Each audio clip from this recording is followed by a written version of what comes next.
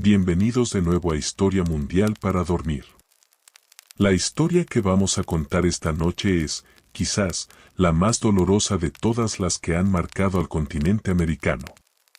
Es la crónica de un tiempo donde el orgullo se pagó con la extinción y donde una nación entera decidió caminar hacia el abismo antes que arrodillarse.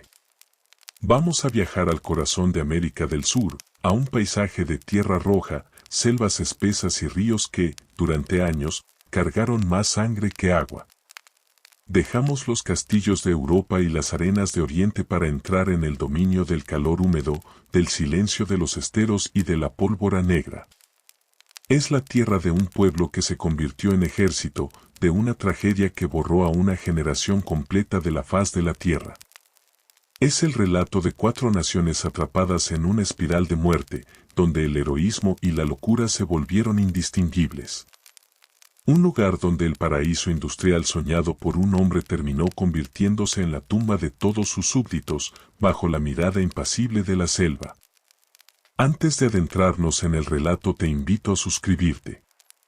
Estamos construyendo una biblioteca de historias para descansar, un refugio contra el ruido del mundo moderno, y tu apoyo es lo único que mantiene esta vela encendida en la oscuridad. Y si te gusta esta atmósfera, por favor, déjanos un me gusta y un comentario contándonos de dónde nos estás escuchando y qué otros misterios antiguos te gustaría que desenterremos. Ahora sí. Empecemos. Bienvenido a la historia de la Guerra de la Triple Alianza. Imagina, por un momento, un silencio distinto. No es el silencio del vacío, ni el de la ausencia. Es un silencio cargado, denso, como el aire antes de una tormenta eléctrica. Estamos en la mitad del siglo XIX, en el corazón geográfico de Sudamérica. Mientras el resto del continente hierve en guerras civiles, deudas con bancos ingleses y el caos de repúblicas nacientes que no terminan de nacer, hay un lugar donde el tiempo parece fluir con otra consistencia. Paraguay. Para los ojos extranjeros, Paraguay es una incógnita. Es una caja cerrada herméticamente en medio de la selva. Durante décadas, bajo la mano de hierro de dictadores supremos, este país se ha cerrado al mundo exterior. No entran ideas foráneas, no salen noticias. Es una isla rodeada de tierra, custodiada por los ríos inmensos, el Paraná y el Paraguay, que actúan como fosos naturales de una fortaleza inexpugnable. Pero si pudiéramos atravesar esa niebla de misterio y caminar por las calles de Asunción en el año 1860, veríamos algo que desafía la lógica de la época. Mientras sus vecinos, Argentina y Brasil, se desangran en luchas internas y dependen del capital extranjero para construir hasta el más simple de los caminos, Paraguay se levanta como una anomalía brillante y peligrosa. Aquí no hay mendigos en las calles. No hay ladrones acechando en las sombras de las plazas. Y lo más inquietante para los banqueros de Londres y París: no hay deuda externa. El Estado es el dueño absoluto de la tierra, del comercio y del destino de cada uno de sus habitantes. Es un sistema paternalista, rígido, casi monástico, donde la figura del líder no se discute, se venera. Bajo el mandato de la familia López, primero el padre, Carlos Antonio, y luego el hijo, Francisco Solano, el país ha comenzado una metamorfosis acelerada. Han traído ingenieros de Europa, hombres de ciencia británicos y alemanes que llegaron a estas latitudes tropicales para construir el sueño de una potencia industrial. Imagina el sonido. En medio del canto de las cigarras y el rugido de los monos aulladores en la espesura, se escucha el martilleo constante del metal contra el metal. En la fundición de la Rosada, en la zona de Ibicuí, los hornos nunca se apagan. Allí, el hierro rojo se convierte en cañones, en herramientas, en el esqueleto de una nación que se prepara para algo que nadie más ve venir. Paraguay tiene lo que nadie más tiene en la región. Tiene su propio telégrafo, conectando la capital con los puestos fronterizos, llevando mensajes a la velocidad del rayo a través de cables que cortan la vegetación. Tiene un ferrocarril, una bestia de vapor que atraviesa los campos verdes, escupiendo humo negro al cielo límpido, un símbolo de progreso que deja atónitos a los viajeros. Tienen astilleros donde se construyen barcos de guerra con cascos de madera dura, madera curada por el sol y el tiempo, listos para dominar los ríos. Es una autarquía. Un país que se basta a sí mismo. La yerba mate y la madera son su oro, y el Estado controla cada gramo que sale por el río. No necesitan pedir prestado. No necesitan arrodillarse ante las potencias imperiales. Y eso, en el ajedrez geopolítico de la época, es una afrenta silenciosa. Es un mal ejemplo. Pero esta prosperidad tiene un precio, y ese precio es la obediencia absoluta. La sociedad paraguaya no es una sociedad de individuos dispersos. Es un solo cuerpo, un organismo disciplinado acostumbrado a seguir órdenes sin pestañear. El guaraní, la lengua de la tierra, une a todos, desde el campesino más humilde hasta el oficial de más alto rango. Hay un sentido de pertenencia tribal, profundo, una conexión con el suelo rojo que va más allá del patriotismo moderno. Es una lealtad casi religiosa. Y en la cima de esta pirámide, observando todo desde el palacio de gobierno, hay un hombre. Un hombre joven, robusto, de mirada penetrante y ambición ilimitada. Francisco Solano López. López no es un caudillo bárbaro. Es un hombre culto, refinado, que ha viajado a Europa. Ha caminado por los salones de París, ha visto la magnificencia de las cortes imperiales y ha quedado hipnotizado por la figura de Napoleón Bonaparte. En su mente, Paraguay no es un pequeño país encerrado en el trópico. Es un imperio en potencia, y él es el elegido para llevarlo a la gloria. Francesco Solano sueña con medallas, con ejércitos maniobrando en perfecta sincronía, con el respeto de las grandes potencias. No ve los límites de su nación. Ve el horizonte y cree que puede alcanzarlo. Ha modernizado el ejército, comprando fusiles, uniformes y contratando instructores europeos. Ha transformado a los campesinos en soldados, creando la maquinaria bélica más formidable de Sudamérica. 30.000 hombres, tal vez más, listos para morir a una sola palabra suya. Pero hay algo más en la atmósfera de Asunción en esos años previos al desastre. Algo que huele a perfume francés mezclado con el aroma dulzón de los azahares. Es la presencia de una mujer. Una mujer que no pertenece a este mundo de tradiciones coloniales y conservadoras. Elisa Lynch. La llaman la Lynch. Es irlandesa, hermosa, sofisticada y escandalosa para la moral de la época. Conoció a López en París y lo siguió hasta este rincón del mundo, no como esposa legítima, sino como compañera, amante y confidente. Para la alta sociedad de Asunción, ella es una intrusa, una cortesana que ha hechizado al heredero. Pero para Francisco, ella es su igual. Ella alimenta sus sueños de grandeza, le habla de cortes y de etiquetas, introduce el lujo, los bailes de máscaras, la ópera y la moda europea en una ciudad que hasta ayer dormía la siesta en hamacas de algodón. Juntos, Francisco y Elisa son los reyes de este reino cerrado. Organizan banquetes donde el champán fluye como agua, mientras afuera, en los cuarteles, los soldados lustran sus bayonetas y miran hacia el sur y hacia el este. Hay una tensión en el aire, una electricidad estática que eriza la piel. López mira el mapa y se siente encerrado.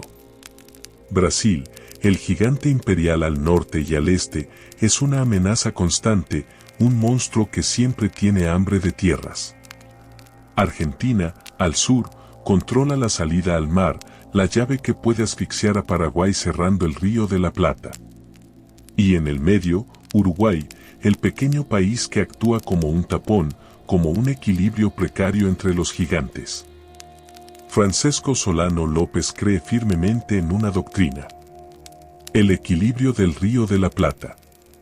Cree que si Brasil o Argentina toman el control total de Uruguay, el Paraguay quedará aislado para siempre, condenado a morir de asfixia económica. Se ve a sí mismo no como un agresor, sino como el árbitro supremo de la región, el garante de la libertad de los pueblos pequeños frente a los imperios. Es una visión noble en la teoría, pero fatal en la práctica. Porque López no calcula el peso real de sus enemigos. Su país es rico, sí, pero es pequeño en población. Su ejército es valiente y disciplinado, pero sus recursos son finitos. Y, sobre todo, su visión del mundo está teñida por esa ambición napoleónica, por ese deseo de escribir su nombre en la historia con letras de fuego. El error diplomático se gesta lentamente, como una enfermedad silenciosa. En Uruguay, la guerra civil estalla. Los colorados, apoyados por Brasil y con la simpatía de la Argentina del general Bartolomé Mitre, intentan derrocar al gobierno blanco, que es aliado de López. Para Francisco Solano, esto no es solo un conflicto interno en un país vecino. Es una declaración de guerra encubierta. Es el imperio del Brasil moviendo sus fichas para rodearlo. Es Argentina mirando hacia otro lado mientras el equilibrio se rompe.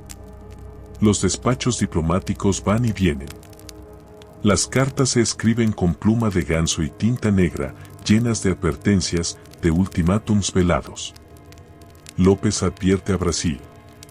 Si invaden Uruguay, Paraguay no se quedará de brazos cruzados. Es una amenaza directa, lanzada por el líder de un país encerrado contra el imperio más grande del hemisferio sur. En Río de Janeiro, el emperador Pedro II y sus ministros apenas prestan atención. ¿Qué puede hacer ese pequeño país mediterráneo contra la armada imperial? ¿Qué peligro real representa ese dictador con sueños de grandeza? Subestiman la voluntad de hierro de López. Subestiman la capacidad de sacrificio del pueblo paraguayo. Y sobre todo, subestiman el orgullo herido. Llega el año 1864. El calor de diciembre aprieta sobre la región. Los brasileños, ignorando las advertencias, cruzan la frontera uruguaya. Invaden.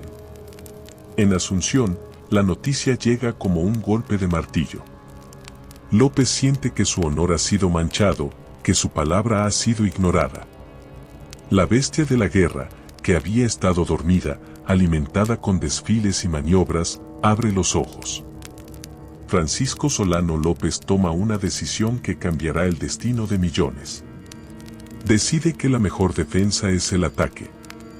Decide que Paraguay debe salir de su encierro y golpear primero. No sabe, no puede saber, que está firmando la sentencia de muerte de su propia nación. El primer movimiento es audaz, casi pirata. Un barco brasileño, el Marqués de Olinda, navega tranquilamente por el río Paraguay, llevando al nuevo gobernador de la provincia de Mato Grosso. No saben que la guerra ha comenzado en la mente de López. Una cañonera paraguaya intercepta al buque. Lo abordan. Capturan al gobernador, capturan el barco, capturan las armas y el oro que llevaba. Es un acto de guerra flagrante. Ya no hay vuelta atrás. Los puentes diplomáticos han sido quemados y las cenizas se las lleva la corriente del río. Pero esto es solo el comienzo. López necesita golpear a Brasil donde le duele, y para hacerlo, necesita cruzar territorio argentino. Necesita pasar por la provincia de Corrientes. Pide permiso al presidente Bartolomé Mitre. Mitre, jugando su propio juego político, se niega. Dice que Argentina es neutral, aunque sus simpatías están claras. López, cegado por la necesidad estratégica y la furia, comete el error final. El error que desatará la tormenta perfecta. Decide invadir igual. Decide declarar la guerra también a la Argentina. En cuestión de meses, Paraguay, el país cerrado, el país autosuficiente, se encuentra en guerra contra Brasil, contra Argentina y contra el nuevo gobierno de Uruguay instaurado por los brasileños. 3 contra 1. La Triple Alianza se ha formado.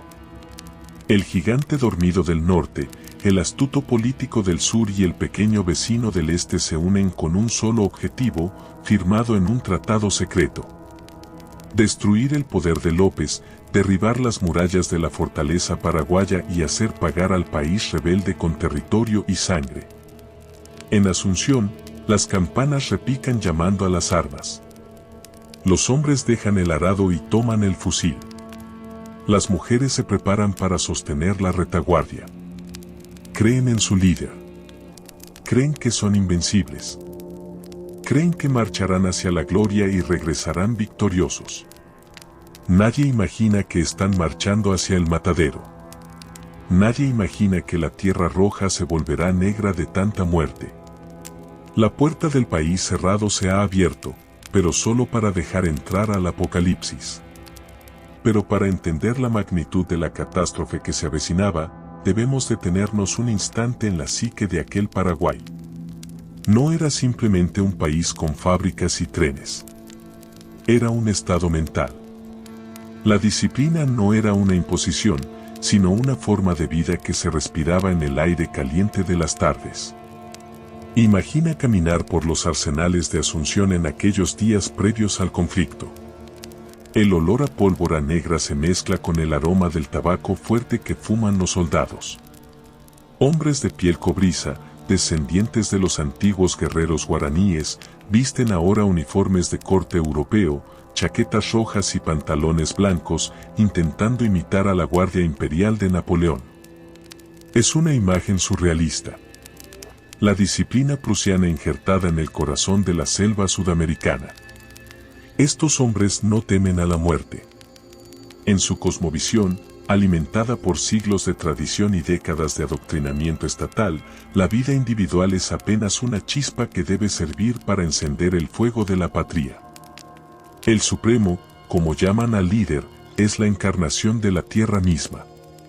Morir por él no es un deber cívico, es un acto sagrado. Esta lealtad inquebrantable, esta fusión entre el hombre y el Estado, será el combustible que mantendrá la guerra ardiendo mucho después de que cualquier lógica militar hubiera dictado la rendición. Y mientras los soldados afilan sables en los salones del palacio, la realidad se disfraza de fantasía. Alice Olench, la mujer que trajo el glamour de París a la Tierra Roja, organiza veladas que parecen sueños febriles. Se importan pianos de cola que viajan miles de kilómetros por barco y carreta. Se sirven vinos finos en copas de cristal de Baccarat, mientras se discute sobre política internacional como si Paraguay fuera una potencia central de Europa y no una nación mediterránea rodeada de rivales hambrientos. Es en estas cenas, bajo la luz de los candelabros, donde la tragedia de Uruguay comienza a sentirse como propia. Uruguay, la banda oriental, es el escenario de un drama que obsesiona a Francisco Solano López. Allí, en la ciudad de Paysandú, un hombre resiste el asedio de las fuerzas brasileñas y de los rebeldes colorados. Su nombre es Leandro Gómez. La historia de la caída de Paysandú es el preludio oscuro de lo que vendrá para todo el Paraguay. Es un espejo donde López se mira y ve su propio destino. Leandro Gómez, cercado por tierra y por agua, bombardeado por la flota imperial brasileña, envía cartas desesperadas pidiendo ayuda. Mueran los salvajes unitarios, grita, resistiendo entre los escombros de una ciudad que se desmorona. López lee los informes de sus espías y la sangre le hierve. Siente que la caída de los blancos en Uruguay es la caída de su único aliado real. Siente que Brasil no solo está interviniendo en un país vecino, sino que está rompiendo el sagrado equilibrio de poder. La inacción se vuelve intolerable para su orgullo. Cada cañonazo que destruye los muros de Paysandú resuena en los tímpanos de López como una bofetada personal. Cuando finalmente Paysandú cae y Leandro Gómez es fusilado sumariamente por los vencedores, algo se rompe definitivamente en la mente de Francisco Solano. La diplomacia ha muerto con Gómez. Las palabras ya no sirven. Solo queda el hierro. Es entonces cuando la maquinaria se pone en marcha hacia el desastre de Corrientes. La decisión de invadir territorio argentino no se toma a la ligera, pero se ejecuta con una sorpresa letal. Es una mañana de abril del año 1865. La ciudad de Corrientes, a orillas del río Paraná, despierta con la neblina habitual del otoño. Los habitantes se preparan para un día normal de comercio y siesta. En el puerto, dos buques de la Armada Argentina, el 25 de mayo y el Gualeguay, se mecen suavemente en la corriente. No están en alerta de combate. La guerra parece algo lejano, un rumor que llega desde el norte o desde el este, pero no algo que pueda tocar su puerta esa misma mañana. De repente, de entre la bruma del río, surgen las sombras de 5 vapores paraguayos. Avanzan en silencio, cortando el agua marrón. Antes de que las tripulaciones argentinas puedan siquiera cargar sus cañones o entender qué está sucediendo, los paraguayos abordan. Es una operación comando, rápida y brutal. Hay disparos, gritos de confusión y el sonido seco de las culatas golpeando madera y hueso. En cuestión de minutos, los barcos argentinos son capturados y remolcados hacia el norte. La invasión ha comenzado. Miles de soldados paraguayos cruzan el río y ocupan la ciudad de Corrientes. La sorpresa es total. Pero este éxito táctico inicial, esta victoria relámpago que tanto complace al ego militar de López, es en realidad el error estratégico más grande de la historia sudamericana. Al atacar barcos argentinos y ocupar una capital provincial, López ha despertado a un enemigo que estaba dividido. Argentina, hasta ese momento, era un hervidero de conflictos internos. Los caudillos de las provincias odiaban el centralismo de Buenos Aires. Muchos veían con simpatía al Paraguay y con desconfianza al Brasil. Si López hubiera esperado, si hubiera jugado mejor sus cartas, quizás Argentina se hubiera mantenido neutral o incluso se hubiera fragmentado. Pero la invasión de Corrientes une lo que estaba separado. La noticia llega a Buenos Aires y desata una furia nacionalista sin precedentes. Una multitud se agolpa frente a la casa del presidente Bartolomé Mitre. Hombres de todas las clases sociales, que días antes discutían por política interna, ahora claman venganza por la afrenta a la bandera. Mitre sale al balcón. Es un orador nato, un hombre que conoce el poder de las palabras. Mira a la multitud enfurecida y pronuncia una promesa que se convertirá en leyenda y en maldición. Una frase que marcará el ritmo de la carnicería. En 24 horas a los cuarteles, en 15 días en campaña, en 3 meses en Asunción. 3 meses. Esa era la promesa. Una guerra corta, una expedición punitiva rápida para enseñar una lección al vecino insolente. Nadie en esa plaza, ni el propio Mitre, podía imaginar que esos 3 meses se convertirían en 5 años de horror, barro y peste. Y así, impulsados por la furia de la invasión y el oportunismo político, se firma el documento que sellará el destino de Paraguay. El Tratado de la Triple Alianza. Brasil, Argentina y Uruguay se reúnen en secreto el 1 de mayo de 1865. Lo que firman no es solo una alianza militar. Es una sentencia de aniquilación estatal. Las cláusulas del tratado son frías y terribles. Acuerdan no deponer las armas hasta acabar con el gobierno de López. Se reparten, en el papel, los territorios en disputa antes de que se dispare el primer tiro de la campaña principal. Deciden que Paraguay pagará todos los costos de la guerra. Deciden demoler la fortaleza de Humaitá, el orgullo defensivo de López, para que nunca más pueda amenazar la libre navegación de los ríos. Es un pacto de sangre. Hasta las últimas consecuencias, dicen. No habrá paz negociada. No habrá armisticio mientras López siga en el poder. Es una guerra total, absoluta, diseñada para desmantelar la estructura misma de la nación paraguaya. Mientras tanto, en Asunción, la atmósfera cambia. La euforia inicial de la toma de Corrientes y Mato Grosso empieza a mezclarse con una realidad logística aplastante. López ha movilizado a su pueblo, pero ahora tiene que alimentarlo y moverlo a través de territorios hostiles y gigantescos. La columna que avanza hacia el sur, hacia Uruguay, es una serpiente de hombres, caballos y carretas que se estira por kilómetros. Marchan con la esperanza de levantar a los gauchos federales de las provincias argentinas contra Buenos Aires, de unirse a los blancos uruguayos y cambiar el mapa del continente. Pero el mapa es vasto y cruel.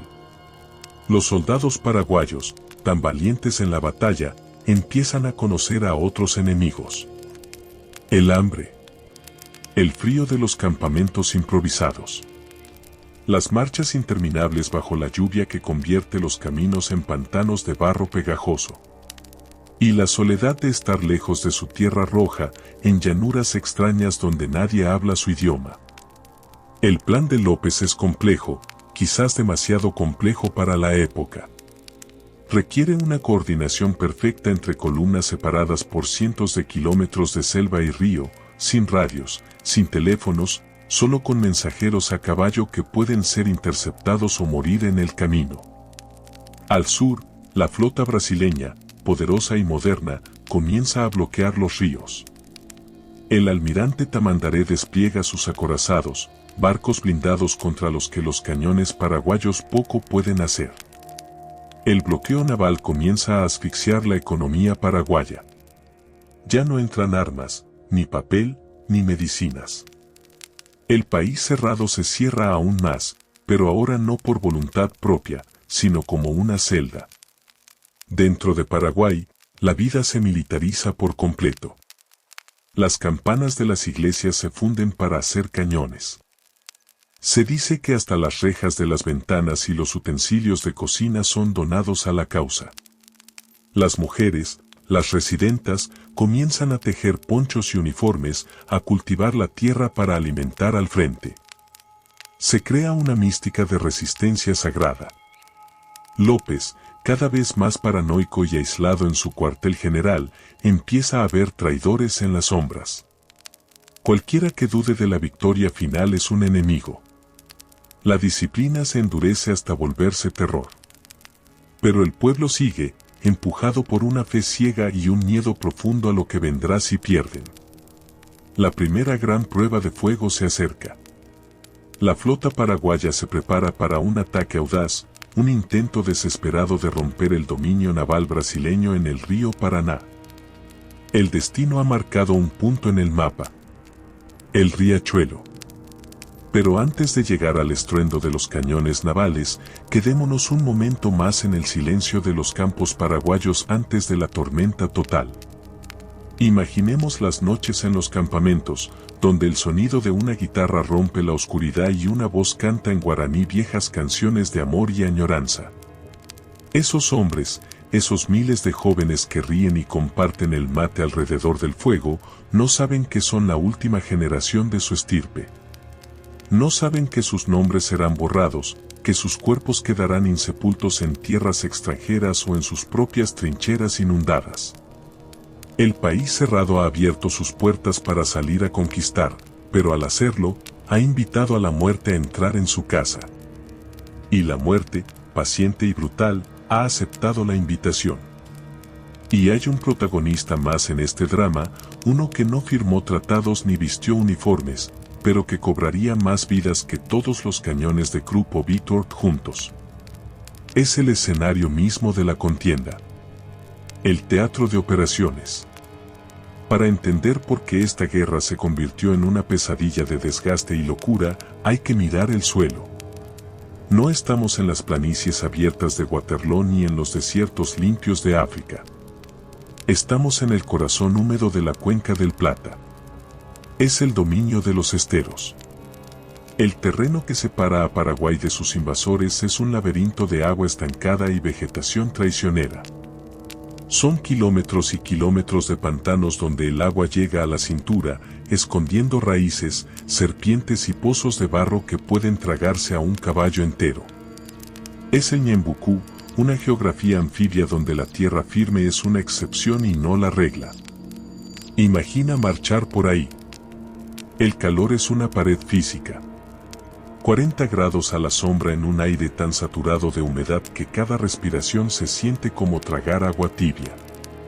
Los uniformes de lana, diseñados siguiendo la moda europea invernal, se convierten en instrumentos de tortura. El cuero de las botas se pudre en cuestión de días. El metal de los fusiles se oxida si no se limpia obsesivamente cada hora. Y luego están los insectos. Nubes de mosquitos que oscurecen el sol al atardecer, portadores de fiebres que hacen delirar a los hombres más fuertes. El polvorín, esa mosca diminuta que se mete en los ojos y en las heridas. La naturaleza aquí no es un fondo pasivo. Es una bestia hambrienta que espera pacientemente a que los ejércitos se cansen para devorarlos. Para los aliados, para los soldados brasileños venidos de las sierras o de las ciudades costeras, y para los argentinos de las pampas secas, entrar en este infierno verde es entrar en un mundo alienígena.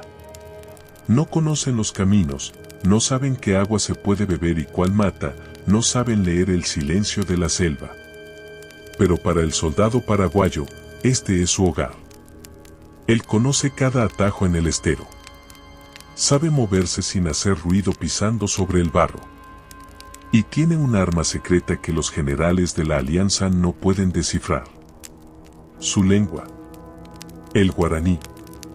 Mientras los oficiales argentinos y brasileños gritan órdenes en español y portugués que el viento se lleva, los paraguayos se comunican en un idioma ancestral, cultural y dulce a la vez.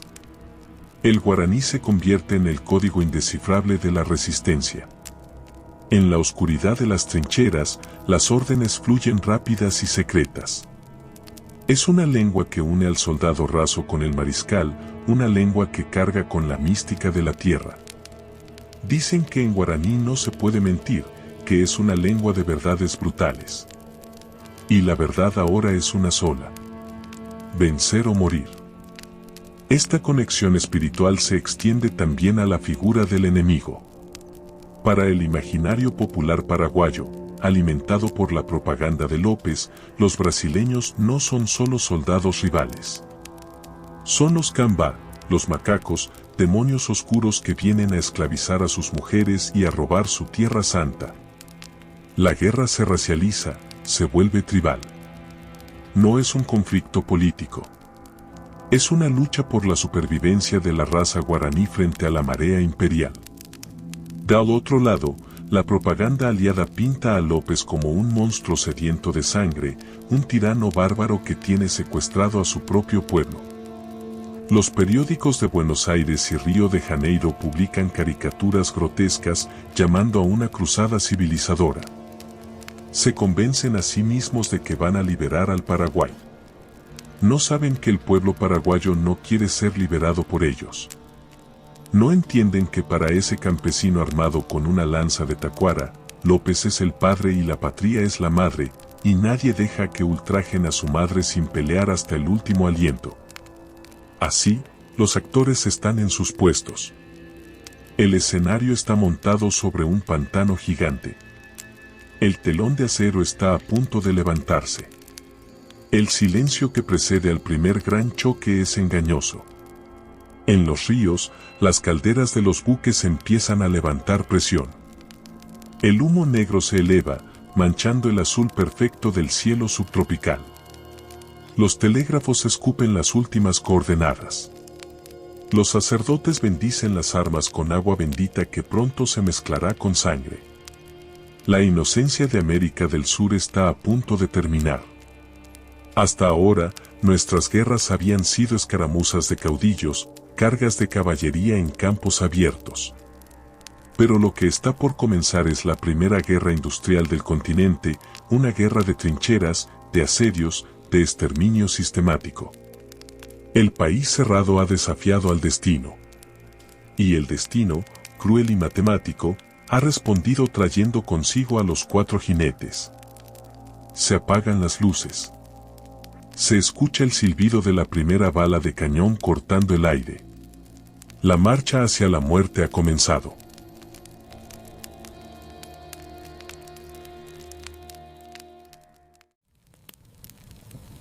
El aire se detiene. Hemos visto cómo se carga el arma. Hemos visto cómo se tensa el arco.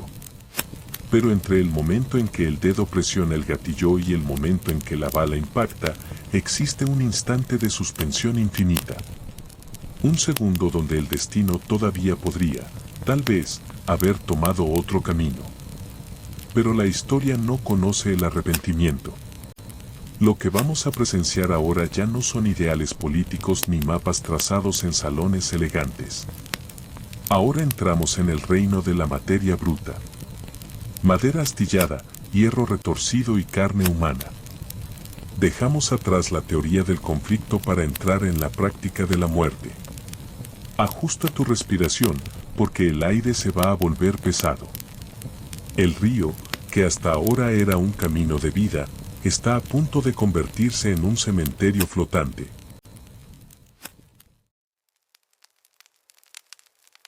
Es la mañana del 11 de junio del año 1865. Estamos en pleno invierno austral. Sobre las aguas del río Paraná, cerca de la desembocadura de un pequeño afluente llamado Riachuelo, la niebla es tan espesa que se puede cortar con un cuchillo. Hace frío. Un frío húmedo que cala los huesos de los marineros que intentan ver algo más allá de la proa de sus barcos. Aquí, en este recodo del río, descansa la flota imperial de Brasil. Son 9 barcos. Gigantes de madera y hierro, erizados de cañones, con sus calderas tibias, esperando órdenes para seguir bloqueando el paso hacia el norte. La tripulación brasileña duerme o prepara el primer café de la mañana, confiada en su superioridad tecnológica. Se sienten los dueños del agua. No saben que, río arriba, la muerte viene bajando con la corriente. Francisco Solano López ha diseñado un plan maestro. Un plan suicida y brillante, típico de su carácter. Sabe que no puede ganar una guerra larga si el río está bloqueado. Sabe que su única oportunidad es un golpe de nocaut en el primer round. Ha ordenado a su flota, compuesta por 8 barcos mercantes armados a toda prisa y 6 lanchones chatos con cañones, que desciendan el río en silencio absoluto, amparados por la oscuridad de la noche. El plan es simple y brutal. Llegar al amanecer, tomar a la flota brasileña por sorpresa mientras duermen, abordar sus barcos con miles de soldados paraguayos armados con sables y machetes y capturar la armada enemiga intacta. Si funciona, Paraguay tendrá el control total del río y la guerra podría terminar antes de empezar. Pero en la guerra, como en la vida, el azar juega con dados cargados. La flota paraguaya sale tarde. Una avería en una de las máquinas retrasa la columna. La oscuridad, que debía ser su manto protector, empieza a disiparse. Cuando finalmente llegan a la vista de la escuadra brasileña, el sol ya está asomando entre la bruma. La sorpresa total se ha perdido, pero el ataque sigue en pie. Imagina el silencio del río rompiéndose de golpe. El primer cañonazo paraguayo retumba contra el casco del buque insignia brasileño. Es el grito de inicio del infierno. Los barcos paraguayos, más pequeños, de madera, sin blindaje, se lanzan como lobos contra osos. No buscan un duelo de artillería a distancia. Buscan el choque, el abordaje, el combate cuerpo a cuerpo sobre las cubiertas resbaladizas. Los primeros momentos son de caos absoluto. Los brasileños, aturdidos, corren a sus puestos de combate. Los paraguayos pasan rugiendo, disparando a quemarropa. El plan de López exigía que sus barcos giraran y atracaran junto a los enemigos para que la infantería saltara al abordaje. Pero la corriente es fuerte, traicionera. Los barcos paraguayos pasan de largo, arrastrados por la fuerza del agua, y tienen que maniobrar penosamente para volver a subir y atacar. Ese error, esos minutos perdidos peleando contra la corriente y no contra el enemigo, le dan a la flota imperial el tiempo que necesitaba para despertar. El almirante brasileño Barroso, a bordo de la fragata Amazonas, toma el mando de la situación. Se da cuenta de que sus cañones son poderosos, pero que los paraguayos son demasiados y que si logran abordar, perderá sus barcos. Entonces toma una decisión fría y mecánica. Decide usar su barco no como una plataforma de artillería, sino como un ariete. Como un martillo gigante. El Amazonas acelera. Sus ruedas de paletas baten el agua con furia, levantando espuma blanca. Vira hacia el barco paraguayo más cercano, el Yegros. El choque es espantoso. El sonido de la madera crujiendo, de los metales retorciéndose y de los gritos humanos es ensordecedor. El buque paraguayo se parte, aplastado por la masa superior del acorazado brasileño. Y así comienza la cacería. Uno a uno, los barcos de madera del Paraguay son embestidos, cañoneados y hundidos. El río se llena de escombros. Tablones, barriles, velas rasgadas y cuerpos. Cientos de cuerpos flotando en las aguas marrones que se van tiñendo de rojo oscuro. Los paraguayos pelean con una ferocidad que aterra a sus enemigos. Incluso cuando sus barcos se hunden, siguen disparando desde el agua. Hay relatos de hombres que, con el agua al cuello, intentan trepar por las cadenas de las anclas de los barcos brasileños, cuchillo en mano, negándose a aceptar la derrota. No hay rendición. Prefieren morir ahogados o quemados antes que bajar la bandera. Pero el valor no puede detener a la física. El hierro es más duro que la madera. La tecnología industrial del imperio se impone sobre el coraje artesanal de la República. Para el mediodía, la batalla ha terminado. La flota paraguaya ha dejado de existir como fuerza de combate. Los pocos barcos sobrevivientes huyen río arriba, humeantes y destrozados, buscando el refugio de las fortalezas de tierra. El desastre de Riachuelo es el punto de inflexión. Es el momento en que se cierra el candado. Paraguay ha perdido el río. Ya no podrá recibir ayuda del exterior. Ya no podrá atacar las líneas de suministro aliadas. Ahora, el país es una isla asediada. El sueño de llevar la guerra a territorio enemigo se desvanece entre el humo de los naufragios. De ahora en adelante, la guerra será defensiva. Será una larga y agonizante retirada hacia el interior, hacia el corazón de la tiniebla. López recibe la noticia en su cuartel general. Su rostro no muestra emoción, pero por dentro sabe que ha perdido una pieza vital del tablero. Sin embargo, su orgullo no le permite retroceder. Ordena que se fortifiquen las orillas. Si no pueden detenerlos en el agua, los detendrán en la tierra, metro a metro, pantano a pantano. Pero mientras los ejércitos se lamen las heridas y se preparan para la invasión terrestre, algo más empieza a moverse entre las filas. Algo que no distingue uniformes ni banderas. Es el verano austral el que trae al nuevo jinete. El calor aprieta y los cuerpos insepultos que quedaron en los esteros empiezan a descomponerse. El agua, esa misma agua que los soldados beben desesperados por la sed, se ha vuelto veneno.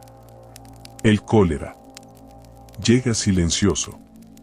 Primero es un malestar en el estómago, un mareo ligero bajo el sol del mediodía.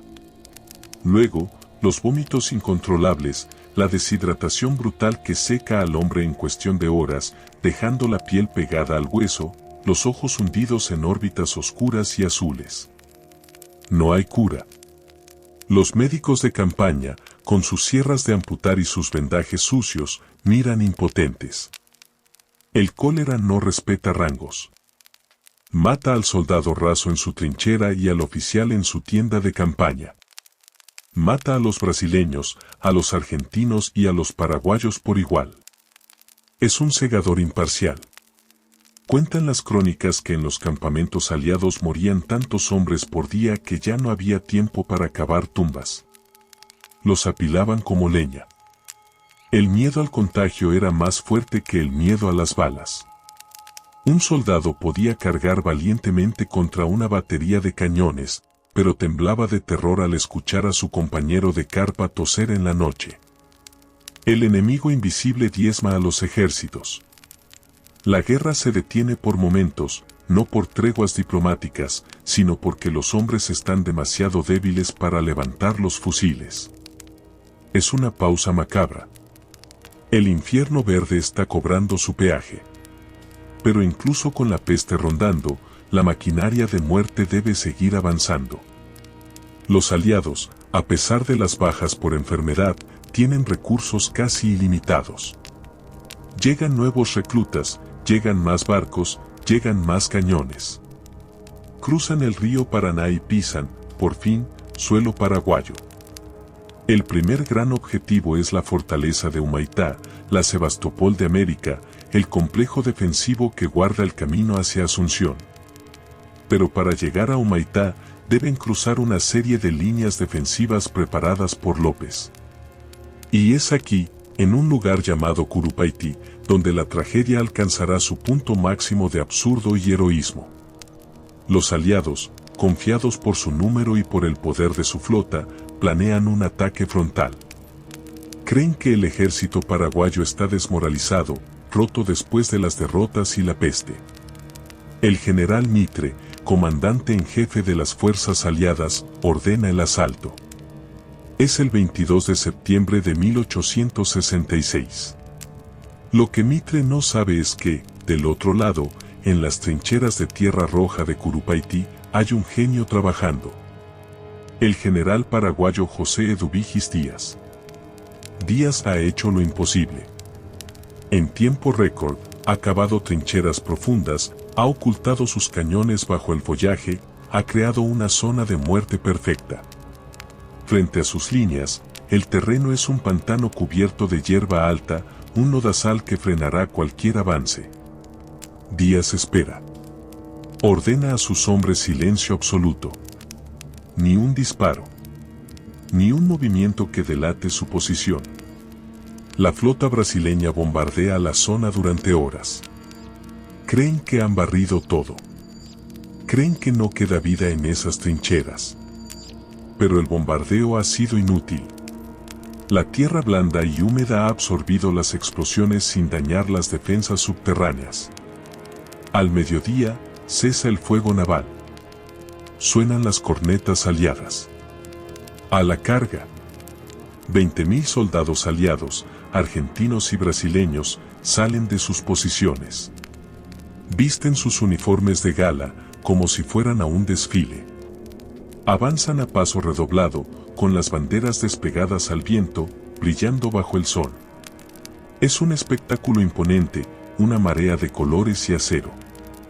Avanzan hacia el silencio. Cuando la primera línea aliada llega al borde del pantano, cuando el barro empieza a frenar sus botas y rompen la formación, Díaz da la orden. El infierno abre su boca. 50 cañones paraguayos y 5.000 fusiles disparan al unísono.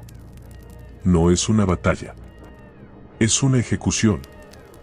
La metralla barre las filas aliadas como una guadaña corta el trigo. Los soldados caen por cientos en el barro. Los que intentan avanzar quedan atrapados en el lodo, blancos perfectos para los tiradores paraguayos. Los que intentan retroceder chocan con los que vienen detrás, empujados por oficiales que no entienden lo que está pasando. Es una carnicería.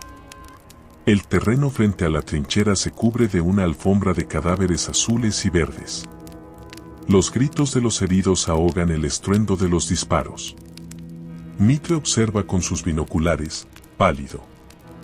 Ve cómo la flor innata de la juventud argentina y brasileña es aniquilada en cuestión de minutos. Ve cómo su promesa de 3 meses en Asunción se hunde definitivamente en ese pantano ensangrentado. Dicen que ese día, el general de hierro, el hombre que unificó a la Argentina, bajó los binoculares y lloró. Curupaití es la mayor victoria paraguaya de la guerra. Es un triunfo aplastante. Los aliados pierden miles de hombres. Los paraguayos, apenas unas decenas. Es el momento de gloria de Díaz, el momento en que parece que, contra todo pronóstico, David ha vencido a Goliat. Pero es una victoria amarga. Porque aunque han ganado la batalla, no pueden ganar la guerra.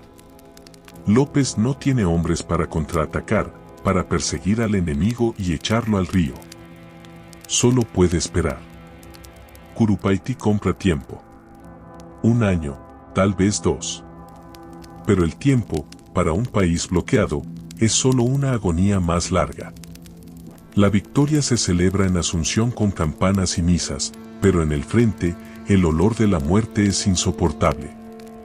Los cadáveres aliados quedan allí, pudriéndose al sol, insepultos, formando una barrera macabra entre los dos ejércitos.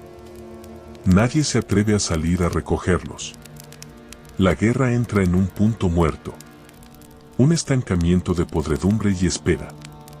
Pero el final es inevitable. La maquinaria aliada es lenta, torpe, pero inagotable. Paraguay se está quedando sin hombres. Los niños empiezan a mirar los fusiles de sus padres muertos con ojos curiosos y asustados. Las mujeres empiezan a preguntarse quién cosechará el maíz y todos los brazos fuertes sostienen una lanza. La marcha hacia la muerte ha tenido una pausa gloriosa en Curupaytí, pero la dirección no ha cambiado. El camino sigue hacia el norte, hacia el sacrificio final. Después de la carnicería de Curupaytí, la guerra entra en un letargo extraño. Un silencio de meses se apodera del frente, roto solo por el zumbido de los insectos y algún disparo esporádico de francotirador. Los aliados, humillados, tardan casi 1 año en volver a moverse. Pero este tiempo no es un regalo para Paraguay. Es una condena. El bloqueo naval es total. En los campamentos paraguayos, el enemigo ya no es el soldado brasileño, sino el estómago vacío. Las raciones disminuyen día a día. La carne desaparece. El maíz se vuelve un lujo. Los soldados, esos mismos leones que habían defendido las trincheras, comienzan a hervir el cuero de sus cinturones y de sus botas para engañar al hambre. Comen naranjas agrias, raíces, lo que la selva quiera darles. La figura del soldado paraguayo cambia. Ya no es el atleta robusto del inicio, sino un espectro de piel y hueso, con los ojos brillantes por la fiebre y la desnutrición, pero con la mano todavía firme en el fusil. Mientras tanto, del otro lado de la línea, la tecnología moderna hace su aparición más surrealista. Imagina levantar la vista al cielo gris de la mañana y ver algo imposible. Flotando sobre la selva, atado a la tierra por cuerdas largas, un globo aerostático se mece con el viento. En su canasta, observadores militares con catalejos dibujan los mapas de las posiciones paraguayas. Es el ojo de Dios, o el ojo del imperio, mirando desde arriba, contando cada cañón, cada trinchera, cada hombre.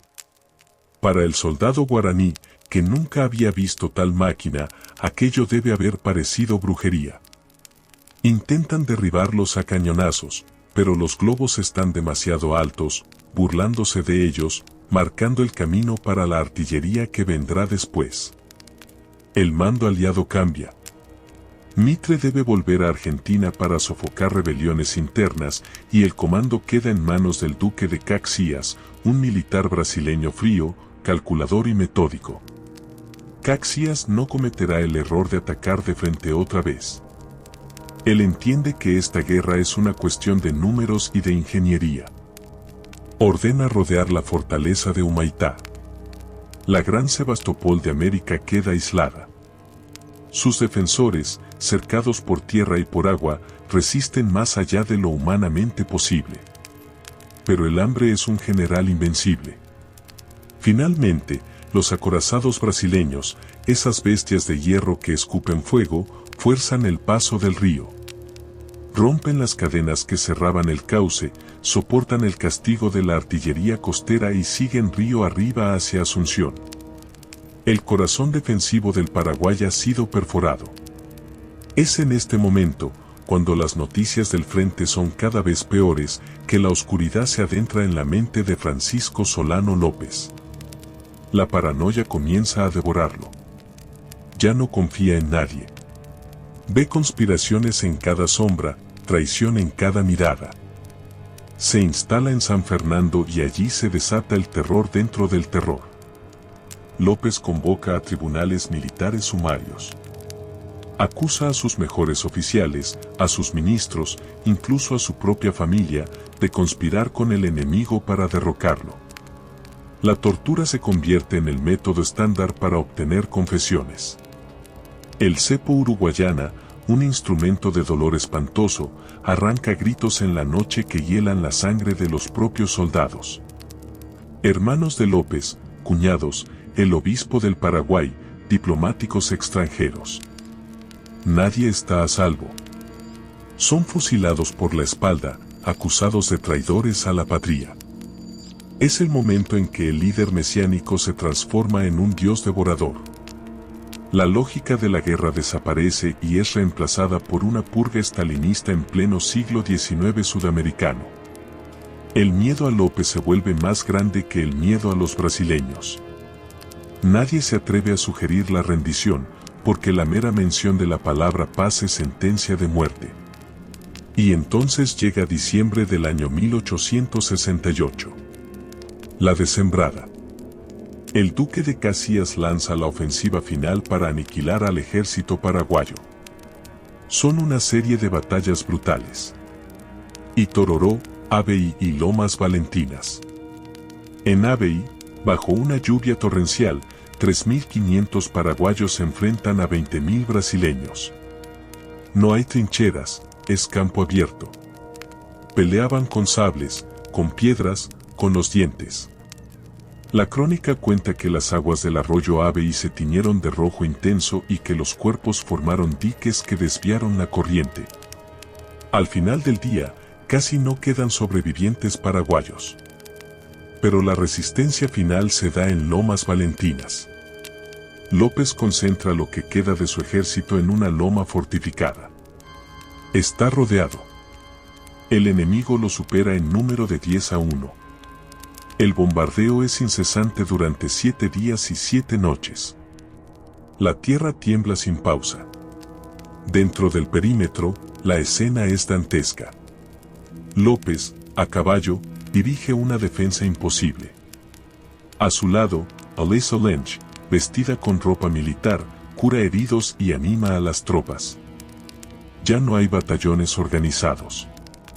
Hay grupos de hombres heridos, ancianos que han tomado las armas y los primeros contingentes de adolescentes que han sido reclutados a la fuerza. La batalla de Lomas Valentinas es el fin del ejército profesional paraguayo. Es una masacre sistemática. Caxias ofrece la rendición. López responde. El mariscal López no se rinde. Muere con su patria. El día de Navidad, los aliados lanzan el asalto final. Rompen las líneas. Entran al campamento a bayoneta calada. Es el caos. Pero, en un giro del destino que parece sacado de una novela, López logra escapar. Con un puñado de jinetes, huye a través de un hueco en las líneas enemigas, internándose en la selva hacia el norte. Asunción queda indefensa. Los primeros días de enero del año 1869, las tropas aliadas entran en la capital. Lo que sigue es el saqueo de Asunción. La ciudad, que alguna vez fue la joya limpia y ordenada del continente, es violada. Los soldados brasileños y argentinos rompen las puertas de las casonas, roban los muebles, los pianos, los tesoros de las iglesias. Se llevan hasta los marcos de las ventanas. Los archivos nacionales son quemados o usados como camas para los caballos. Las tumbas del cementerio son profanadas buscando joyas en los cadáveres. Es la destrucción de la memoria. El intento de borrar la cultura de un pueblo. Pero la guerra no termina. López sigue vivo. Y mientras él respire, Paraguay respira, aunque sea una respiración agónica. Desde las cordilleras, el mariscal hace un llamado final. Un llamado que hiela la sangre por su desesperación y su crueldad necesaria. Ya no hay hombres. Los adultos han muerto en los esteros, en los hospitales de cólera o en las lomas de diciembre. La generación de los padres ha sido exterminada. Entonces, López mira a los que quedan. Mira a los niños. Ordena que todo varón mayor de 12 años se presente para el servicio. Pero pronto, la necesidad baja la edad. 10 años. 9 años. Se les dan fusiles que son más altos que ellos. Se les pintan barbas con corcho quemado y hollín en sus caras infantiles para que, a la distancia, el enemigo crea que son hombres adultos. Se les enseña a marchar, a obedecer y a matar. Las madres entregan a sus hijos con un dolor que no tiene nombre, pero con una resignación bíblica. Ellas, las residentas, siguen a este ejército de fantasmas, cargando las ollas, las pocas municiones que quedan y a los bebés en sus brazos. Son una nación nómada, marchando hacia la nada, empujada por la voluntad de un solo hombre que se niega a aceptar el final de la historia. El escenario para el acto final está listo. Ya no es una guerra de ejércitos. Es una cacería humana. El Imperio del Brasil persigue a una columna de espectros y niños a través de los montes. Pero antes de llegar al desenlace final, debemos caminar junto a esa columna de almas en pena que se adentra en la selva. Porque la guerra cambió de rostro una vez más. El duque de Caxias, el comandante brasileño que había roto las líneas en Lomas Valentinas, dio la guerra por terminada. Dijo que ya no había ejército enemigo, que solo quedaba cazar a un hombre, y se marchó. En su lugar, llegó un personaje mucho más siniestro para la memoria paraguaya. Gastón de Orleans, el conde de Guiú. Yerno del emperador de Brasil, un príncipe francés de sangre azul y corazón de hielo. Él no venía a ganar una batalla táctica. Venía a exterminar cualquier vestigio de resistencia. Su orden era clara. No detenerse hasta tener la cabeza de López. Y así comienza el calvario hacia el interior. Asunción ha caído, y la capital del Paraguay se vuelve nómada. Se traslada primero a Piribebuy, un pequeño pueblo entre las colinas. Allí, en medio de la precariedad, se intenta mantener la ficción de un Estado funcionando. Se imprime un periódico en papel hecho de caraguatá, una planta fibrosa de la selva, porque ya no queda papel real. Se acuñan monedas rústicas. Se celebran misas cantadas mientras el horizonte se ilumina con el fuego de la artillería enemiga que se acerca. El camino hacia las cordilleras es un sendero de lágrimas. Imagina las carretas, chirriando por los caminos de tierra roja, cargadas con lo poco que se pudo salvar del saqueo. Las mujeres, las heroicas residentas, caminan descalzas, con los pies sangrando, cargando bultos en la cabeza y arrastrando a sus hijos. No hay comida.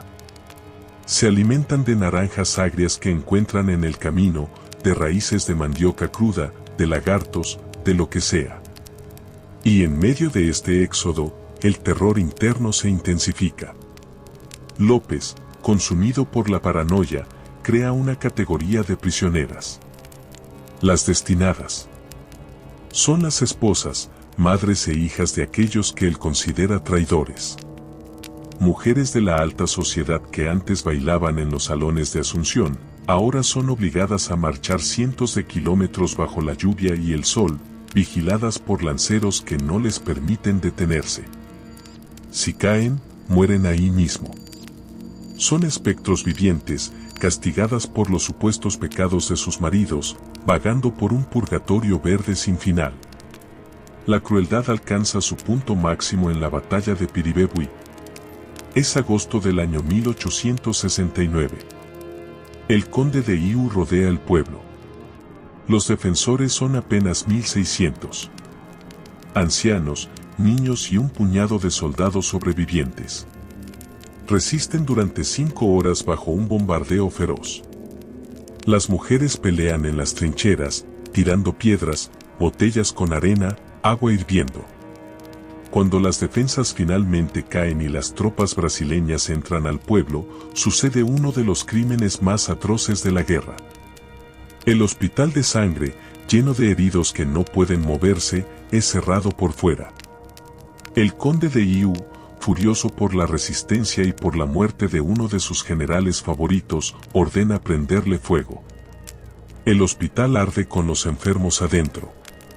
Los gritos de los quemados se mezclan con los vivas de los vencedores. No hay piedad. Piribebuy es arrasada, saqueada y quemada hasta los cimientos. Es un mensaje claro. No habrá cuartel. No habrá prisioneros. La civilización que los aliados prometían traer ha llegado en forma de fuego purificador. López, una vez más, logra escapar por poco, empujando a su pueblo más y más profundo hacia la selva, hacia el norte, hacia la nada. Aplica la política de tierra arrasada. Todo lo que dejan atrás debe ser quemado para que el enemigo no encuentre nada. Las casas de los campesinos, los cultivos, los puentes. Paraguay se autoinmola mientras retrocede. Se convierte en un desierto de cenizas humeantes para frenar al invasor. El aire huele a humo constante. El cielo está perpetuamente gris. Y en ese escenario apocalíptico, la lealtad del pueblo hacia su mariscal sigue siendo un misterio insondable. A pesar del hambre, a pesar de las ejecuciones sumarias, a pesar de ver morir a sus hijos, lo siguen. Lo siguen como un Mesías del fin del mundo, convencidos de que su destino está atado al de él. La columna se reduce día a día. Los que mueren en el camino quedan allí, pasto de los buitres y los jaguares. No hay tiempo para entierros. La muerte se ha vuelto tan cotidiana que ya no asusta. Es simplemente el descanso final de una marcha infinita. Ahora sí, arrinconados contra las cordilleras de Amambay, sin comida, sin ropa, sin esperanza, se preparan para el último acto. Ya no quedan hombres. La reserva biológica de la nación se ha agotado. Solo quedan los niños. La inocencia es el último escudo que le queda a López para interponer entre él y la caballería imperial. El escenario está listo para el día más triste de la historia de Sudamérica.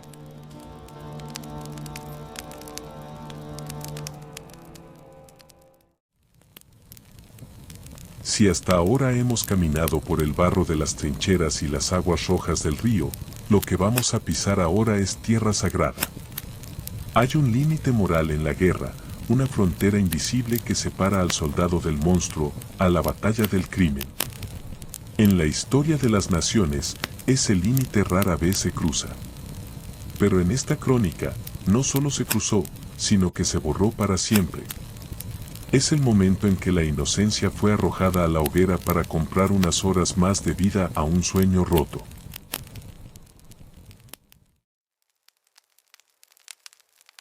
Es la mañana del 16 de agosto del año 1869.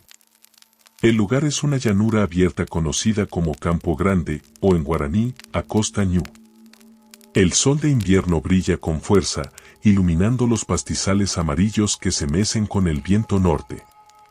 Si uno mirara desde lejos, desde la seguridad de las colinas, vería lo que parece un gran ejército paraguayo desplegado en batalla.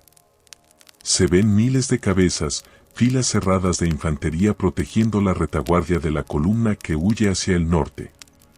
Se ven uniformes rojos, sombreros de paja, y rostros barbudos que miran desafiantes hacia el sur, hacia donde viene el enemigo. Pero si nos acercamos, si la cámara de nuestra imaginación hace foco en esos rostros, la realidad nos golpea como un puño en el estómago. Esas barbas no son reales. Están hechas de hollín, de carbón frotado en la piel suave, o de barbas de choclo pegadas con resina. Esos uniformes les quedan grandes. Las mangas cuelgan cubriendo las manos, los pantalones tienen que estar atados con cordeles a la cintura para que no se caigan. Son niños. Son los Mitai. 3.500 niños y adolescentes. Algunos tienen 14 o 15 años, pero muchos otros no pasan de los 10, de los 11. Hay incluso de 9 años. Han sido arrancados de los brazos de sus madres o han venido voluntariamente, empujados por esa mística suicida de defender al papá López. Como no hay suficientes fusiles para todos, muchos cargan armas de mentira. Palos tallados con forma de rifle para engañar al enemigo a la distancia. Otros llevan lanzas de tacuara con puntas de cuchillos atadas en la punta. Algunos aprietan piedras en sus manos pequeñas, como si fueran granadas. Están aterrorizados. Tiemblan, no solo por el frío de la mañana, sino por el miedo instintivo que provoca el retumbar de la tierra. Porque del otro lado, avanzando como una marea de acero, viene el ejército aliado. 20.000 hombres veteranos. La vanguardia brasileña se detiene un momento, confundida. A la distancia ven soldados adultos. Ven una fuerza considerable. El conde de Iu, al mando de la caballería imperial, ordena la carga. No sabe, o quizás no le importa, contra quién está cargando. Lo que sucede a continuación no debería llamarse batalla. La historia militar no tiene un nombre para esto. La caballería brasileña, montada en caballos enormes, bien alimentados, carga con sables desenvainados. El sonido de los cascos golpeando la tierra seca es un trueno que se acerca. Los niños, en su inocencia y su adoctrinamiento, intentan mantener la formación. Intentan ser soldados. Levantan sus palos de madera, apuntan sus viejos fusiles de chispa. El choque es espantoso. La primera línea de niños es simplemente arrollada por la masa muscular de los caballos. No hay combate. Es un atropellamiento masivo. Los sables bajan cortando carne blanda, cabezas pequeñas, brazos que apenas tienen fuerza para levantar una lanza. En medio del caos, ocurre algo que desgarra el alma. Muchas madres, las residentas que acompañaban a la columna, no han huido. Se han quedado escondidas en los matorrales, cerca de sus hijos. Cuando ven la masacre, salen. Se lanzan al campo de batalla armadas con botellas rotas, con palos, con sus propias uñas. Se tiran sobre los caballos, sobre los soldados brasileños, tratando de proteger a sus pequeños. Gritan nombres, suplican piedad, mueren abrazadas a los cuerpos rotos de sus hijos. Pero el horror tiene un nivel más. Los niños, a pesar del miedo, no se rinden. Peleaban como fieras acorraladas. Se meten entre las patas de los caballos, hieren a los animales, muerden. La resistencia es tan fanática que la caballería brasileña retrocede momentáneamente, sorprendida por la ferocidad de estos pequeños guerreros. El conde de Iu, observando desde una loma, pierde la paciencia. La batalla se está alargando demasiado. Los niños no huyen. Entonces, toma una decisión que lo marcará para siempre como el villano definitivo de esta historia en la memoria paraguaya. El pasto está seco. El viento sopla hacia las posiciones paraguayas. El conde ordena a su artillería y a sus tropas que disparen cohetes incendiarios y prendan fuego al campo. Las llamas prenden rápido en el pastizal amarillo. El fuego avanza rugiendo, creando un muro de calor y humo que envuelve a los niños sobrevivientes. El campo de Acostañú se convierte en un horno. Los heridos que no pueden moverse ven venir las llamas. El humo negro asfixia los gritos. El olor a carne quemada inunda el valle, mezclándose con el olor a pólvora. Muchos niños mueren asfixiados. Otros, quemados vivos. Los que logran salir de la barrera de fuego, con las ropas humeantes y la piel ampollada, son recibidos por las descargas de fusilería de la infantería brasileña que espera del otro lado. Al atardecer, el silencio vuelve a caer sobre Acostañú. Pero no es un silencio de paz. Es el silencio de la extinción. De los 3.500 niños que formaron esa mañana, casi ninguno queda ileso. El campo está sembrado de cadáveres pequeños, carbonizados, pisoteados. Los soldados brasileños, hombres curtidos por 5 años de guerra, caminan entre los muertos y vomitan. Muchos lloran. Se dan cuenta, demasiado tarde, de lo que han hecho. Al limpiar las caras de los soldados caídos, el hollín de las barbas falsas se sale, revelando rostros de ángeles, de niños de escuela primaria. El general Caballero, que comandaba esta fuerza infantil, logra huir siguiendo las órdenes de López de no dejarse capturar. Deja atrás un sacrificio bíblico. Una ofrenda de sangre pura quemada en el altar del nacionalismo extremo. En Paraguay, hasta el día de hoy, el 16 de agosto no es un día cualquiera. Es el Día del Niño. Pero no se celebra con fiestas y globos. Se recuerda con silencio. Se recuerda que hubo un día en que la infancia fue la última trinchera de la patria. Mientras el humo de Acosta Ñu se eleva al cielo como una columna negra que acusa a Dios por su ausencia, Francisco Solano López sigue su huida hacia el norte. Ha ganado tiempo. El sacrificio de los niños le ha dado unos días más de ventaja. La columna de espectros continúa su marcha hacia las cordilleras de Amambay, hacia el lugar final, hacia Cerro Corá. El escenario cambia. Dejamos las llanuras abiertas y entramos en la selva cerrada, en los cañones de piedra, en el último refugio. López va quedando solo. Sus generales han muerto o han sido ejecutados por él mismo en sus ataques de paranoia. Su ejército ahora se cuenta por cientos, no por miles. Son sombras hambrientas, vestidas con harapos que alguna vez fueron uniformes. El círculo se cierra. La cacería llega a su fin. Después del fuego de Acosta Ñu, el silencio que cae sobre la columna paraguaya es sepulcral. Ya no hay marchas militares, ni himnos, ni esperanza. Lo que queda es una peregrinación de fantasmas hacia el norte profundo, hacia la región de las cordilleras de Amambay. Es un territorio salvaje, de cañadones de piedra y vegetación cerrada, donde la luz del sol apenas toca el suelo. Imagina caminar por esos senderos durante semanas. La lluvia es constante en esta época, convirtiendo el suelo en un barro resbaladizo que chupa las fuerzas de los que ya no tienen nada. La columna del Mariscal se ha reducido a su mínima expresión. Son apenas unos cientos de hombres leales, esqueletos vivientes que cargan los últimos fusiles oxidados. Y junto a ellos, las mujeres. Las inseparables residentas que ahora cargan no solo con sus enseres, sino con el dolor insoportable de haber dejado a sus hijos muertos en los campos de atrás. El hambre alcanza niveles que desafían la imaginación. Las crónicas de los sobrevivientes cuentan cosas que hielan la sangre. Se hierve el cuero de las maletas, se comen los correajes de los caballos, se buscan gusanos en los troncos podridos. La moral humana se desintegra. El instinto de supervivencia animal toma el control. Miradas vacías, cuerpos cubiertos de úlceras por la falta de vitaminas, pies descalzos que dejan huellas de sangre en las piedras afiladas. Pero en el centro de esta miseria, viaja una burbuja de irrealidad. La carreta de Madame Lynch. Elisa Lynch, la compañera del Mariscal, sigue a su lado con una tenacidad de hierro.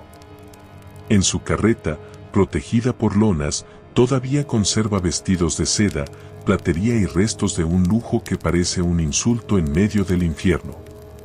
Se dice que en las noches, cuando el campamento se detiene y solo se escuchan los lamentos de los moribundos, ella intenta mantener una apariencia de normalidad, sirviendo la poca comida que queda en vajilla fina, manteniendo la ficción de que siguen siendo los gobernantes de una nación poderosa. Y Francisco Solano López. López ya no habita en la realidad. Su paranoia se ha convertido en delirio. Cree que el mundo entero conspira en su contra. Ve traidores en los ojos de sus oficiales más fieles, en los susurros de las mujeres, incluso en su propia sangre. Durante esta marcha final, ordena ejecuciones casi a diario. No necesita pruebas. La sospecha es suficiente sentencia. Hombres que lo siguieron desde el primer día, que perdieron a sus hijos por su causa, son fusilados por la espalda en claros de la selva, acusados de pensar en la rendición. La relación con su propia familia se vuelve una tragedia griega. Su madre y sus hermanas, que viajan con la columna como prisioneras destinadas, sufren el desprecio y el maltrato. El hijo de López, el joven coronel Juan Francisco, a quien todos llaman Panchito, cabalga junto a su padre. Es un adolescente que ha crecido viendo solo muerte. Es el heredero de un reino de cenizas. López le ha hecho jurar que no dejará que lo atrapen vivo. Primero me matas vos, antes de que me agarren los macacos, le dice. Es un pacto de suicidio y parricidio flotando en el aire húmedo. Del otro lado, la persecución es implacable. Las tropas brasileñas avanzan cortando la selva con machetes. No tienen prisa. Saben que la presa está acorralada. Saben que el hambre está haciendo el trabajo sucio por ellos. Siguen el rastro de cadáveres que la columna paraguaya va dejando atrás como migajas de pan macabras. Encuentran tumbas improvisadas, armas abandonadas y gente que simplemente se sentó a esperar la muerte al borde del camino. El cerco se cierra. Los mensajeros que López envía buscando ganado o ayuda nunca regresan. O son capturados, o desertan, o son devorados por la selva. El aislamiento es total. Paraguay, el país que una vez soñó con ser una potencia industrial, se ha reducido a este kilómetro cuadrado de selva que se mueve. Finalmente, llegan a Cerro Corá. Es un anfiteatro natural rodeado de cerros, un lugar hermoso y terrible a la vez, bañado por las aguas del río Aquidabán-Ñígui. López decide que este será el lugar. No hay más hacia dónde correr. La frontera con Brasil está a pocos kilómetros, pero cruzarla sería el exilio, y su orgullo no lo permite. Acá se termina, dice. Establecen el último campamento. Es un poblado de chozas miserables hechas de ramas y hojas. Los soldados, que ya no parecen soldados sino espectros, cavan trincheras poco profundas, más por costumbre que por utilidad táctica. Saben que si el enemigo llega, no tendrán fuerza ni municiones para detenerlo. Es el 1 de marzo del año 1870. El verano se está terminando. La mañana amanece tranquila. Los hombres faenan una vaca flaca que lograron conseguir, la primera carne que ven en semanas. El humo de las fogatas sube recto hacia el cielo azul. Parece, por un momento, un día de paz. López descansa en su tienda. Panchito limpia su revólver. Elisa Lynch acomoda sus cosas en la carreta. Pero la paz es una mentira. De repente, los pájaros de la selva levantan vuelo todos juntos, gritando. El suelo empieza a vibrar. No es un terremoto. Es el sonido que han aprendido a temer durante 5 años. Caballería. Las tropas imperiales brasileñas, guiadas por desertores que conocían la ubicación del campamento, rompen la espesura. Aparecen por todos lados. Por el frente, por los flancos, por la retaguardia. Son miles. Bien alimentados, bien armados, con uniformes limpios. La sorpresa es absoluta. No hay batalla, hay desbandada. Los pocos soldados paraguayos que intentan resistir son abatidos en segundos. El general Caballero, el último gran oficial de López, cae peleando. El caos se apodera del campamento. Las mujeres corren gritando, buscando refugio en el monte. Las ollas con comida se vuelcan sobre el fuego. López sale de su tienda. Lleva su espada en la mano y monta su caballo bayo. Está enfermo, gordo, con dificultades para moverse, pero la adrenalina del final lo impulsa. Mira a su alrededor y ve el fin de su mundo. Ve a sus últimos fieles caer bajo los sables brasileños. Intenta huir hacia el vado del río, buscando cruzar hacia el otro lado, quizás buscando la protección de la selva más espesa. Pero el general brasileño José Antonio Correia da Câmara lo ha visto. Ese es López. A por él, grita. La caballería se lanza en su persecución. 6 jinetes lo alcanzan cerca del arroyo. Le gritan que se rinda. Le prometen la vida si entrega la espada. Pero Francisco Solano López ha escrito este guión en su cabeza 1000 veces. No se va a entregar. No va a ser paseado en una jaula por las calles de Río de Janeiro como un trofeo de guerra. Gira su caballo y enfrenta a los jinetes con su espada en alto. Es un combate desigual, patético y heroico a la vez. Un cabo brasileño, conocido como Chico Diablo, le lanza un lanzazo que lo hiere en el vientre. López cae del caballo, sangrando profusamente, y se arrastra hacia el arroyo. El barro se mezcla con su sangre. El agua del Aquidaván Nigui empieza a teñirse de rojo. Sus acompañantes intentan ayudarlo, pero son abatidos. Queda solo.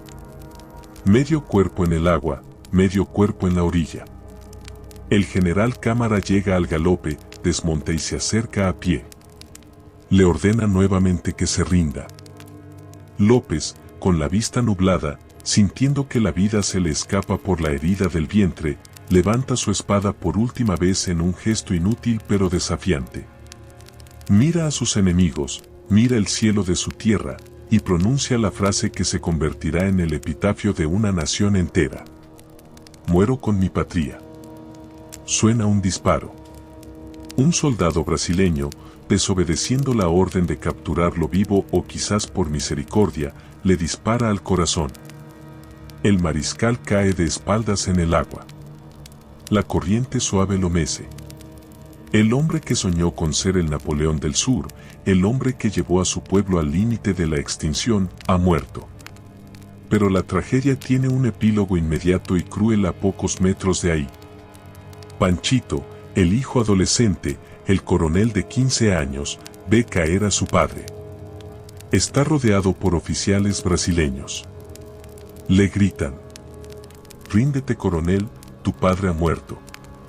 El chico, con lágrimas en los ojos pero con el orgullo intacto de su linaje, responde con una frase que resuena con la misma fatalidad que la de su padre. Un coronel paraguayo nunca se rinde. Dispara su revólver. Los brasileños responden al fuego.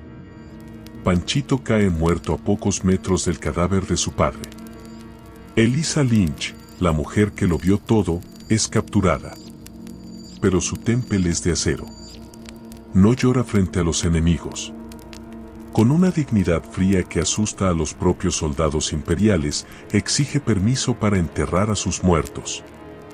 Ahí mismo, en el barro de Cerro Corá, con sus propias manos y ayudada por su hija, cava una tumba poco profunda. Entierra al hombre que amó y al hijo que parió. No hay sacerdotes, no hay honores militares, no hay banderas. Solo el silencio de la selva que vuelve a cerrarse sobre la escena. La guerra ha terminado. El 1 de marzo marca el silencio de los cañones después de 5 años de trueno constante. Pero lo que queda cuando se disipa el humo no es paz. Es el vacío. Paraguay ha sido aniquilado. Las cifras son aterradoras, casi imposibles de creer.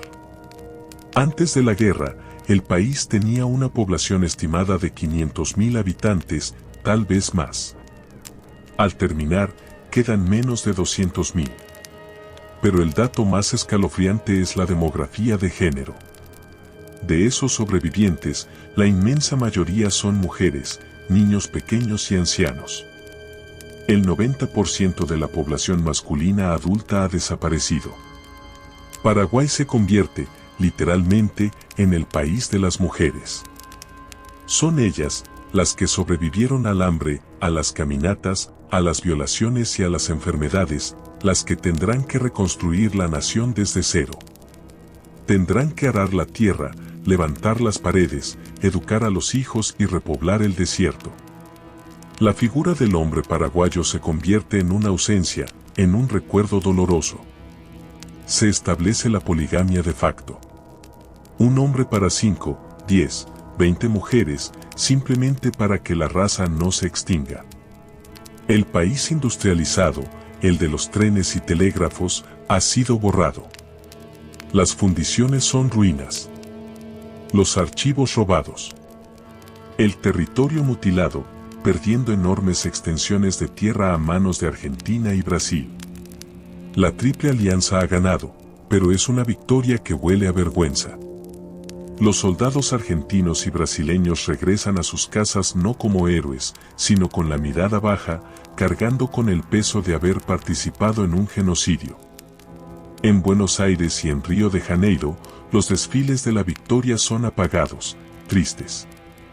Saben que han matado a un hermano para servir a intereses geopolíticos oscuros. En la soledad de Cerro Corá, bajo la Tierra Roja, descansa el mariscal. Para algunos, un monstruo que sacrificó a su pueblo por su ego. Para otros, el héroe máximo que prefirió la muerte antes que la deshonra. Pero más allá del juicio de la historia, su sombra se proyecta sobre un país que, 150 años después, todavía lleva las cicatrices de aquel apocalipsis en su alma nacional. La selva recuperó el silencio. Pero dicen los que viven cerca de Aquidabán, que en las noches de viento norte, todavía se escuchan los gritos de los niños y el galope de una caballería fantasma que nunca deja de cargar. Pero la muerte del mariscal no fue el final del dolor. Fue apenas el comienzo del vacío. Imagina el silencio que quedó flotando en Cerro Corá esa tarde. Los soldados brasileños, exhaustos y sucios, mirando los cuerpos de sus enemigos. No había alegría en sus rostros. La victoria tenía un sabor a ceniza. Elisa Lynch, la mujer que había sido la reina sin corona de esta tragedia, fue obligada a abandonar la tumba fresca de su marido y de su hijo. La subieron a un barco, prisionera, para ser deportada a Europa. Se fue de la Tierra Roja que había adoptado como propia sin nada. Sus propiedades confiscadas, su nombre maldito por unos y venerado en secreto por otros. Murió años después en París, sola y olvidada, pero dicen que hasta su último suspiro, su mente seguía atrapada en la selva húmeda del Paraguay. Mientras ella partía, comenzaba otro viaje. El regreso de las sobrevivientes. Miles de mujeres, las destinadas que habían sobrevivido a la marcha de la muerte y las residentas que habían quedado dispersas en los montes, comenzaron a caminar de vuelta hacia Asunción. Fue una procesión de espectros. Caminaban por un país que ya no reconocían. Donde antes había estancias prósperas con ganado gordo, ahora solo había pastizales quemados y huesos blanqueados por el sol. Donde antes había pueblos con iglesias y escuelas, ahora la selva había devorado las ruinas. Caminaban solas. No había hombres. Mirabas a un lado, mirabas al otro, y solo veías rostros femeninos endurecidos por el espanto.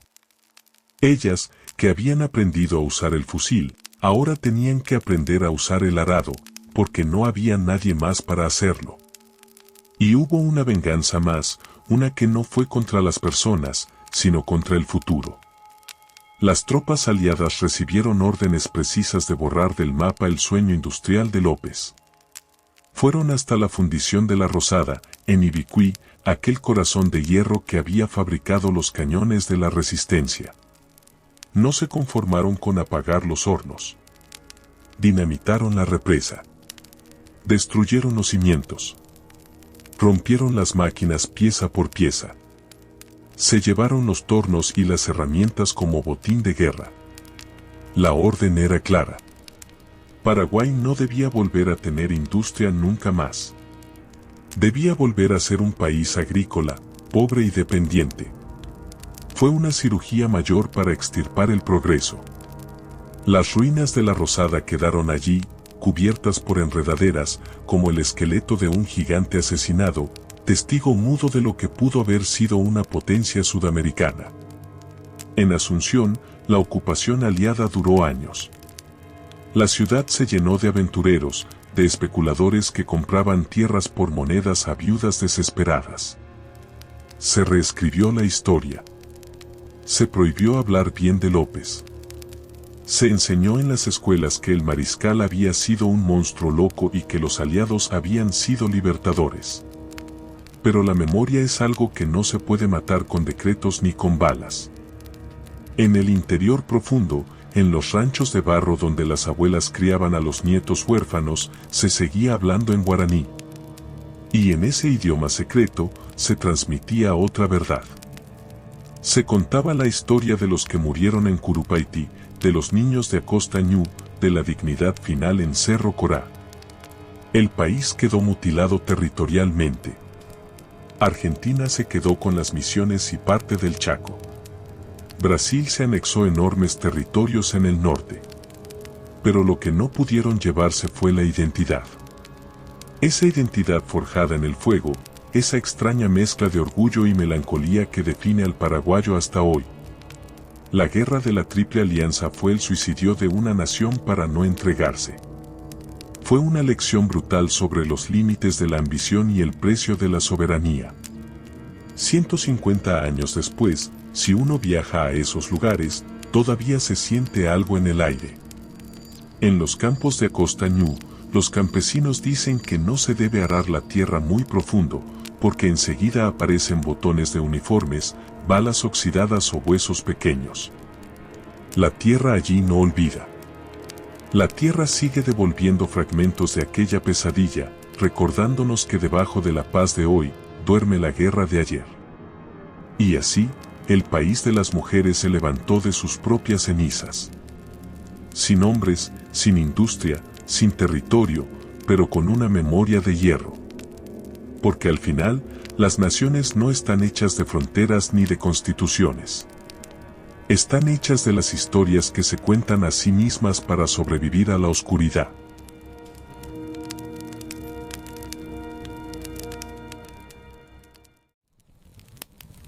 El humo de los cañones se ha disipado hace mucho tiempo. El eco de los clarines y el estruendo de la caballería se han apagado, absorbidos por la inmensidad de la selva. La naturaleza, en su infinita y paciente sabiduría, ha vuelto a cubrir las trincheras con un manto verde. Las aguas de los ríos fluyen tranquilas de nuevo, lavando las heridas del pasado, llevándose el dolor hacia el mar. Esta historia, con toda su tragedia y su heroísmo, nos recuerda que el espíritu humano tiene una capacidad de resistencia que va más allá de la lógica. Nos enseña que incluso en la oscuridad más profunda, cuando todo parece perdido, existe una fuerza invisible que nos empuja a seguir adelante, a reconstruir sobre las cenizas, a sembrar vida donde antes hubo muerte. Pero todo eso pertenece al ayer. Son sombras en un espejo antiguo que ya no pueden tocarte. Aquí, en tu refugio, estás a salvo. El mundo exterior, con sus ruidos y sus batallas cotidianas, se ha detenido. Si esta historia te ha acompañado en la vigilia, te agradezco por habernos prestado tus oídos y tu tiempo. Si quieres seguir descubriendo los secretos del pasado con nosotros, te invito a suscribirte y a ser parte de esta comunidad de viajeros del tiempo. Ahora, lo único que importa es tu descanso. Esto fue Historia Mundial para dormir. Que tengas un buen descanso. Buenas noches.